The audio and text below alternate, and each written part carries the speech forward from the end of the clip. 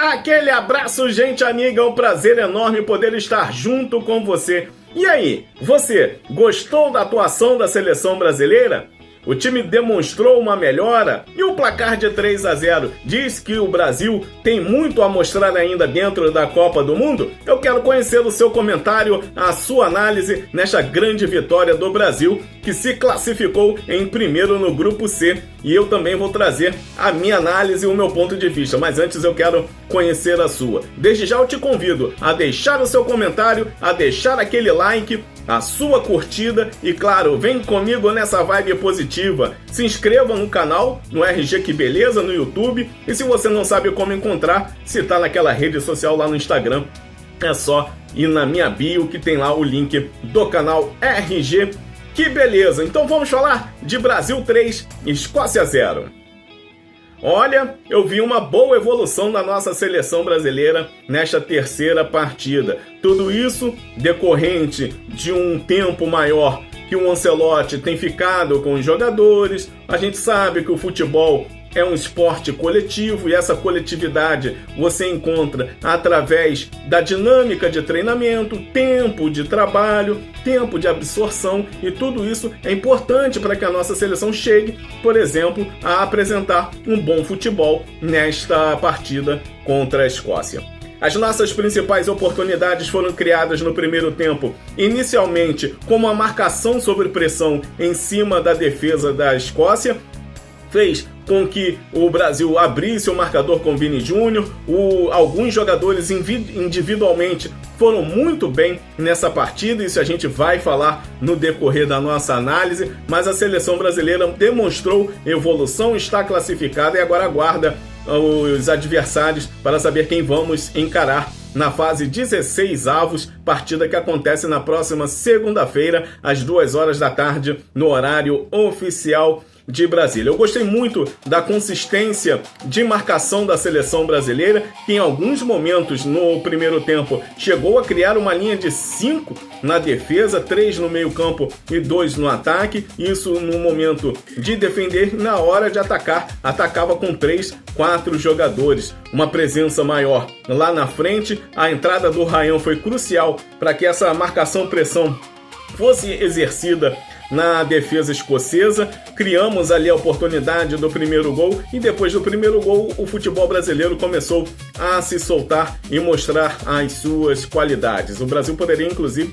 ter saído com uma vantagem muito grande ainda no primeiro tempo se o juizão não tivesse marcado aquela falta. Foi falta? Foi, mas alguns árbitros, principalmente árbitros europeus, deixam a bola rolar naquela situação, mas o árbitro da partida de hoje era um mexicano, ele preferiu, portanto, marcar falta naquele lance do Vini Júnior em cima do zagueiro escocês. O técnico Ancelotti, inclusive, com o resultado já praticamente administrado, com 3-0, 2 gols do Vinícius Júnior, foi muito bem mais uma vez, ao destaque da seleção brasileira, e um gol do Matheus Cunha, que vem fazendo um papel importante dentro dessa seleção, não só na marcação lá em cima, mas também na criação de jogada e finalização.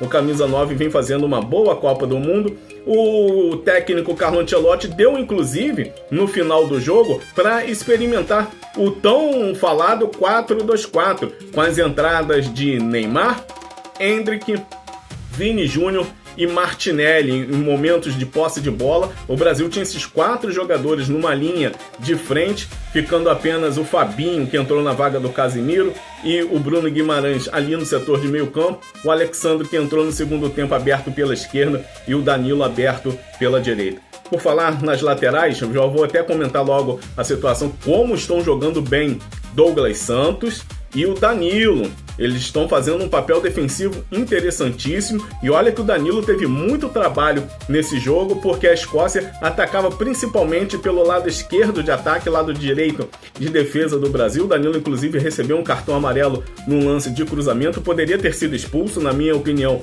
Na hora que ele para a jogada de contra-ataque da Escócia, deveria ter recebido um cartão amarelo, mas o juizão foi condescendente. Sorte do Brasil, porque poderia ter ficado com um homem a menos naquela altura da partida. Mas esses dois jogadores, o Danilo e também o Douglas Santos estão fazendo uma boa Copa do Mundo nessas 3 primeiras partidas. São jogadores consistentes, fazem o básico e estão fazendo o básico muito bem. Isso é importante para manter aquela estrutura de linha de 4. Bruno Guimarães muito bem na partida de hoje, auxiliando o Casemiro na marcação e também chegando, penetrando, pisando dentro da área do adversário, aquele famoso jogador que agora chama-se box to box, vai de área a área, e ele fez muito bem esse papel hoje. Paquetá errou alguns passes, mas já bem menos do que aconteceu contra o Marrocos. Só tem um pequeno problema que o Ancelotti tem que acertar: quando o Paquetá estiver pressionado, não dá para ele fazer aquele toque sem olhar para o setor de meio campo. Ou ele joga na paralela pela lateral, ou se desfaz da bola jogando pela linha de lado. Estando pressionado, principalmente próximo à entrada da grande área brasileira, ele não pode dar aquele mole. E ele continuou fazendo isso no primeiro tempo. No segundo tempo, ele diminuiu com certeza. O pessoal da comissão técnica chamou a atenção do jogador em relação a isso. Individualmente, Alisson vem fazendo uma boa Copa. Sempre que foi exigido, esteve sempre atento nos lances. Tem muita gente que diz que ele falhou naquele gol do Marrocos, mas a defesa estava toda exposta e ele saiu desesperado para tentar aniquilar a jogada. Não deu certo, acabou sofrendo gol. Aliás, o único gol sofrido pelo Brasil nessa primeira fase. Daqui para frente, nada disso vale, porque é jogo mata-mata. Se perder de 1-0, vai embora para casa. Então essa situação, não sofremos gol, só sofreu um gol, agora é vencer, ou se perder, vai voltar para casa, não tem jeito.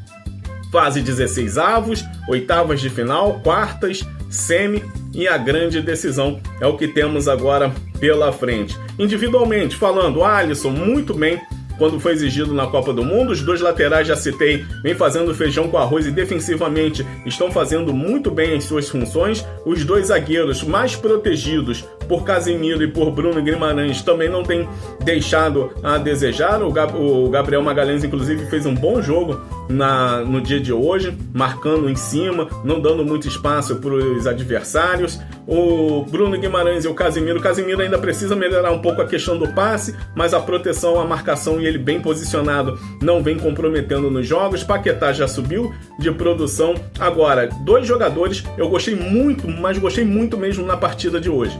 Ryan, a participação dele enquanto esteve em campo foi assim excepcional, tanto no balanço defensivo.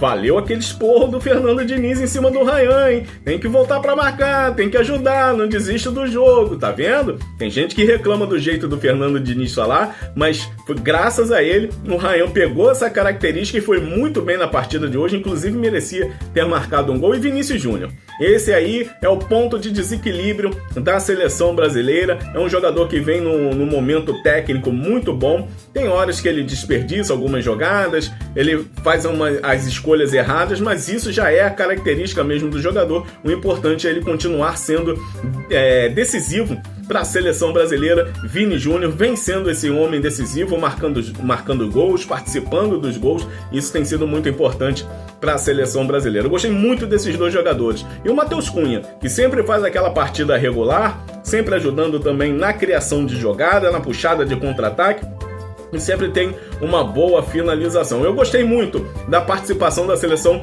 brasileira no jogo de hoje. O que fica de lição para as próximas fases e a fase mata-mata: atenção, concentração, organização. Isso tudo a seleção brasileira vai ter que ter daqui para frente para que não sofra gols e não tenha que correr atrás do prejuízo dentro dos jogos, porque isso pode acabar prejudicando a seleção brasileira. Ter o controle do jogo, ter o controle da posse de bola, isso é importante. Os adversários sabem disso, por isso vão buscar uma marcação ainda melhor em cima dos jogadores brasileiros para as próximas fases. A partir de agora é jogo mata-mata, não pode ter vacilo, não pode ter desatenção, concentração total. Tem que disputar cada bola como se fosse um prato de comida. Tem que disputar olho em olho, lance por lance. E aí, quando tiver com a posse de bola, no mano a mano, num contra-ataque, deixar o futebol brasileiro correr pelas veias e conseguir decidir os jogos. Assim eu vi a vitória do Brasil por 3-0 sobre a Escócia. Eu quero conhecer você. E você, o que achou do Brasil no dia de hoje, nesse terceiro jogo na Copa do Mundo de 2026? Deixe o seu comentário, o seu like para a gente ir crescendo cada vez mais aqui nas nossas redes sociais e também se inscreva no meu canal no YouTube, RG Que Beleza, link na bio lá no Instagram. Então eu tô junto com você e na torcida pela Seleção Brasileira. Um abraço!